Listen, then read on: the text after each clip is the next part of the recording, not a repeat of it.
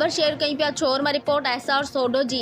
सिंध जी सकावत खाते तरफा कराची का रवानी थियल Thar desert safari train Chhor railway station पहुंची, जिथे DC Umarkot Naveed Lark, SSP Umarkot Aziz Memon, SC Rajab Satio, town chairman Nazar Mohammad Arisar, railway station master Abdul Rehman Kumbhar, बे इंतजामिया पारा ट्रेन में पहुतल सकाफत खाते के सेक्रेटरी सकाफत खेर मोहम्मद किलोड़ ऐं ॿियनि सियाहन जो छोर रेलवे स्टेशन ते बैंड बाजन ते शानदार इस्तक़बाल किया वियो।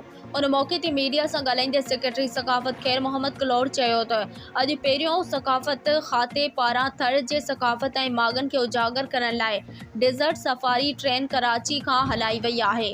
इन्हनि ट्रेन में एक 100 खां वधीक सियाह सफ़र करे रहिया आहिनि। ही पहिरियों आज़माइशी ट्रेन आहे जंहिंमें सफ़र कंदड़ माण्हू थर जा माग घुमी लुत्फ़ अंदोज़ थींदा।